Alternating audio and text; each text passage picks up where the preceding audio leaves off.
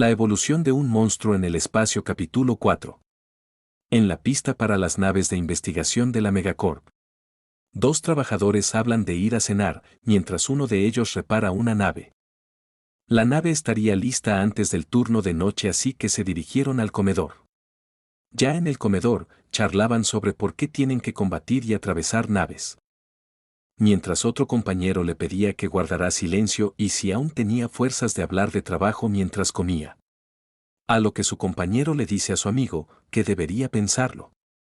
Y que ha oído que se están preparando para enfrentar y capturar a gremlins de metal, mientras le responden que si acaso se encuentran con los gremlins de metal podrían llegar hacia ellos. A lo que su compañero le dice que eso no es todo, sino que ya hay uno a bordo de la nave.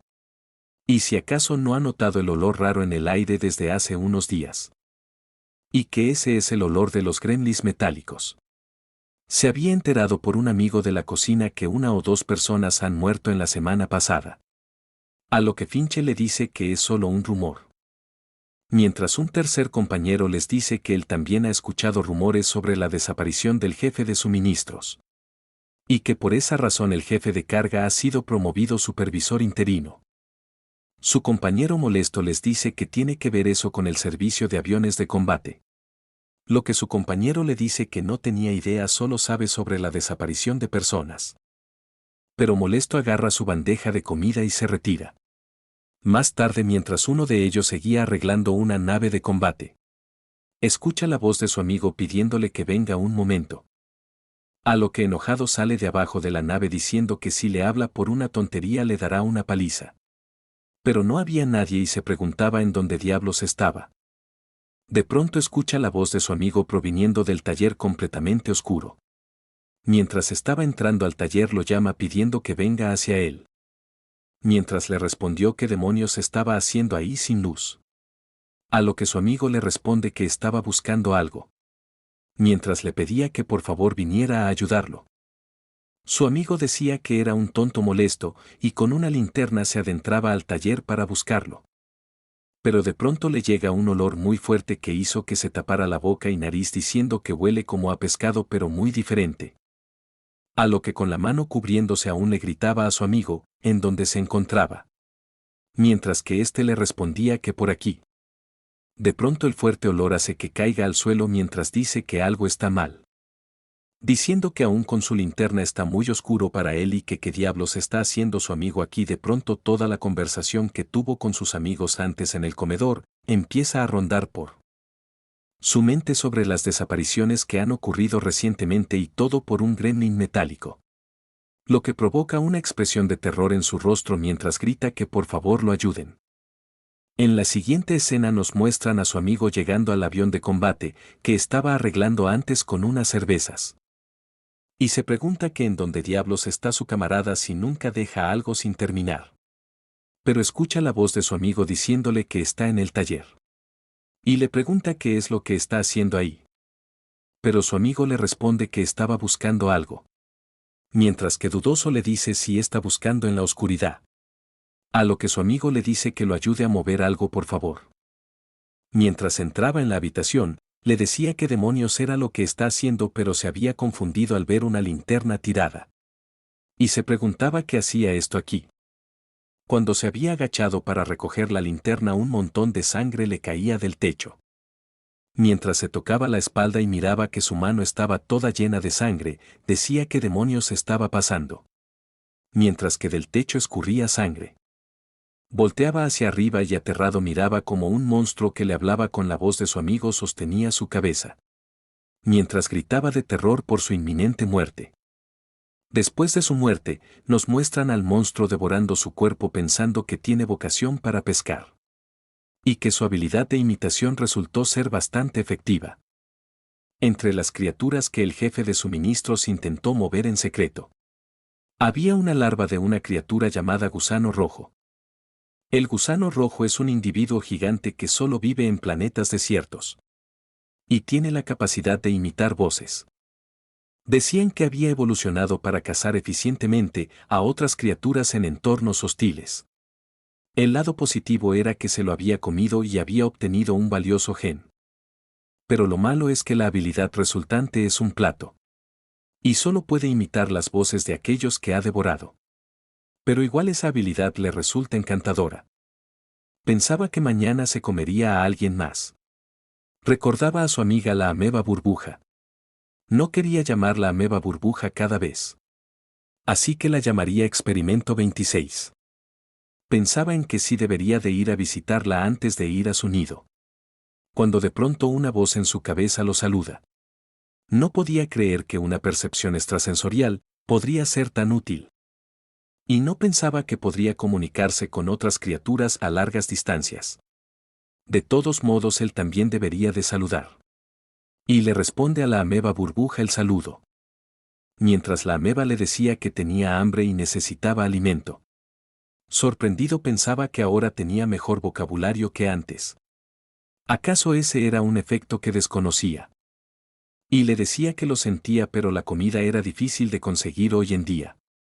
Mientras la ameba le preguntaba por qué. Y el alien le contesta que es por la desaparición del director del equipo de investigación.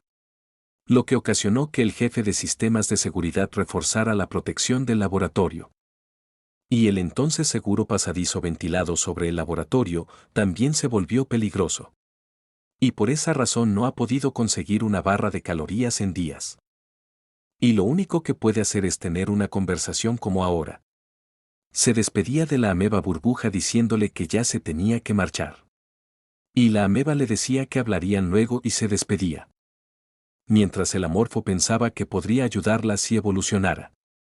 Pero el problema era que para evolucionar a un individuo adolescente era muy difícil. Para progresar los usuarios deben matar a 10 representantes de cada una de las dos razas inteligentes del juego. Y absorber sus genes. Pero en este barco solo hay personas, así que le es imposible la evolución. Había piratas, pero sus razas eran desconocidas. De pronto capta con su super oído una conversación del jefe de control de crisis.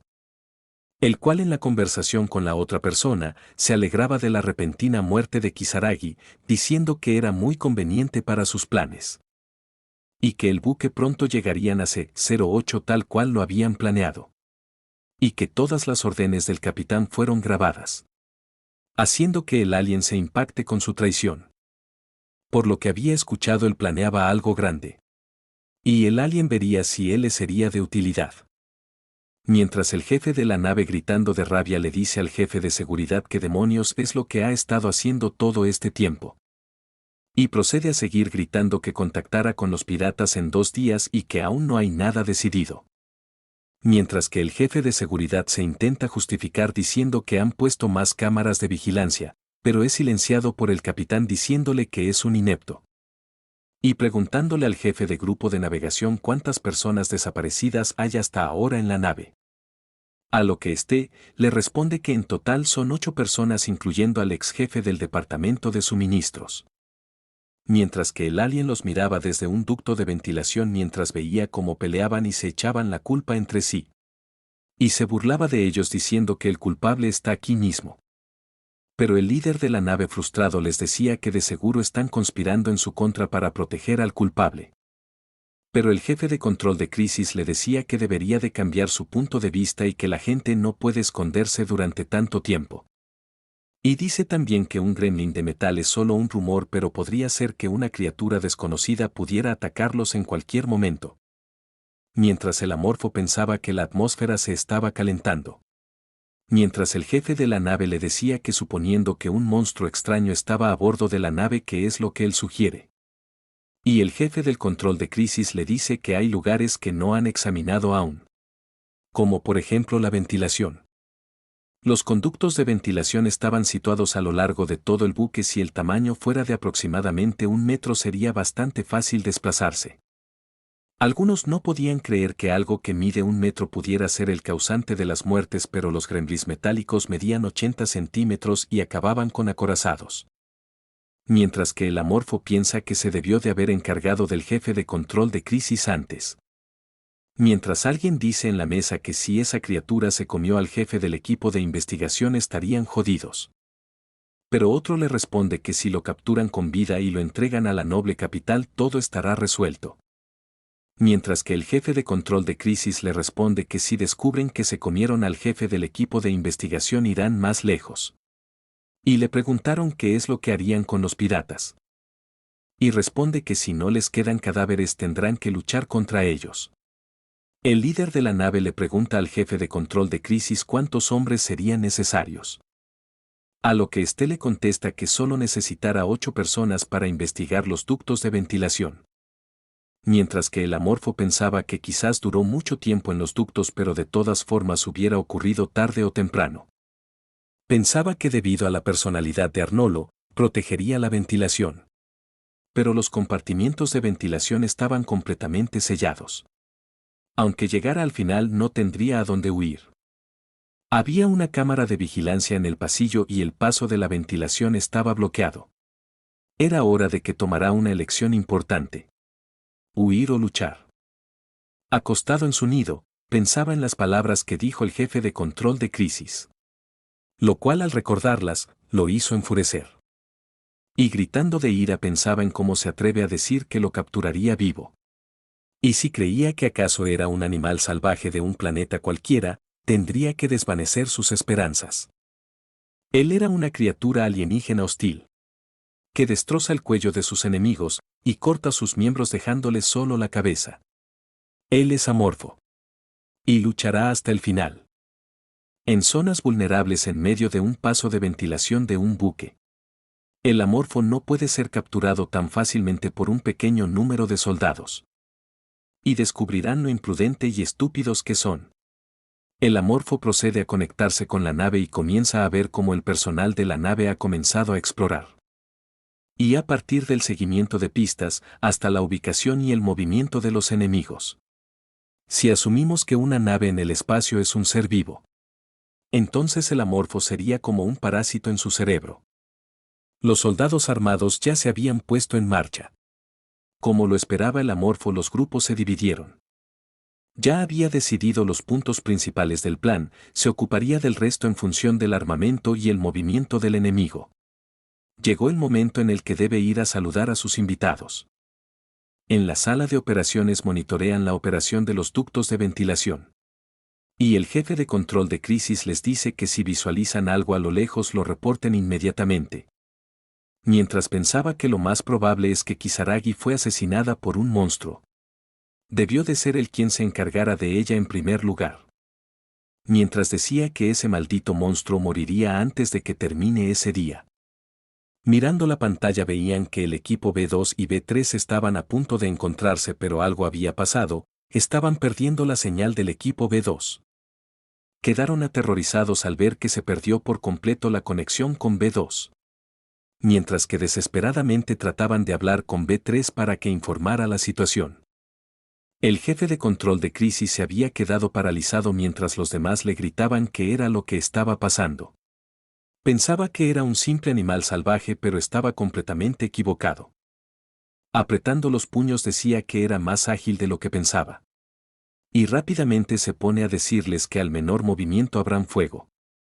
La sala de control le dice al equipo B3 que deje de buscar a B2 y se reúna con el equipo B1. A lo que el equipo B3 le contesta entendido. Mientras el jefe de control de crisis pensaba en que si todo sigue así todos morirán. Cuando el equipo B1 se reuniría con el equipo B3, estos escucharon un ruido que los puso en alerta. B3 reporta que escuchan ruidos. Mientras que el jefe de control de crisis les dice que están en el área de operaciones y les dice qué es lo que escuchan. B3 les responde que no están seguros pero les es evidente que algo se acerca. B1 dice que escucha a B3. La sala de operaciones le dice a B1 que informe cuando se reúnan con B3.